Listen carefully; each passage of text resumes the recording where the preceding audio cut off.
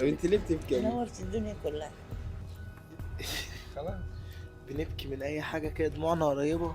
في حاجات لو عشت العمر بحاله عشان ادفعها واسددها فالعمر بحاله ما هيكفيش. والناس لو كانت صادقة معايا في حبها ليا وصحبتها، قدام حبك انت يا امي هحلف الناس دي ما حبتنيش.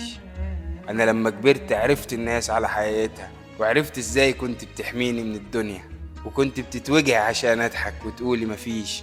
علشان كده لو عشت العمر ادفع واسدد افضالك، فالعمر بحاله يا امي يا غالية ما هيكفيش. وانا مقدر سهرك بالليل ودعاكي عشان ابقى احسن واحد في الدنيا، وتعبك علشان قلت انا تعبان وما دقتيش النوم ولا ثانية، ووجودك جنبي في كل هزيمة من الأحباب أو من اللي أنا كنت فاكرهم يوم أحباب، وفي الآخر طلعوا حاجة تانية. كل ده متقدر وأنا شايله في قلبي وفي العين، متقدر جدا ولدرجة إن اللي يصون أمي أديله بدال العين اتنين، اللي يفرحها يفرحني، واللي يزعلها يزعلني، واللي ينزل دمعة عينها أقسم بالله كأنه قتلني.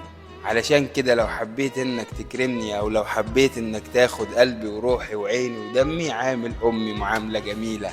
الست دي عندي في كفة وكل الناس عندي في كفة، وكفة امي تملي تقيلة، في كل الاحوال هي بتكسب. جربت الناس ياما وياما ومن غير امي مفيش ولا مكسب، والدنيا ادتني دروس واهمها ان الام حقيقة وباقي الناس مقلب. بشكيلك من الدنيا يا امي، انا اشكيلك، انا بشكيلك من الدنيا.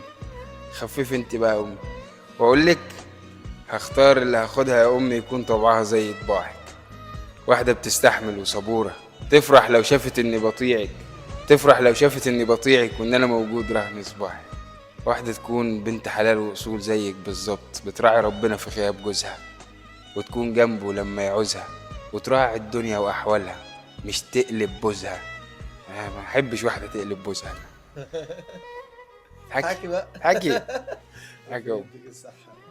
الله يديك الصحة يا أمي. لو تشد حيلك انت هات اي واحده. هات اي واحده. هات أي واحدة. امه عايزه اتجوزه على الهوا. بوز من غير بوز أي حاجة. لا لا، لا لا. لا تعجبك. أي لا واحدة. ربنا يكرمك بنت الحلال. هتجوزيه على مزاجك ولا على مزاجه؟ لا مزاجه هو. مزاجه هو. الله الله مش هتجوز. ربنا يخليهولك ان شاء الله، يرزقه بنت الحلال يا رب حبيبه قلبي. ربنا يبارك في عمرك. اتبسطنا على فكره. يلا بقى عشان ايه نكمل قعدتنا الحلوه دي. مع السلامه بقى.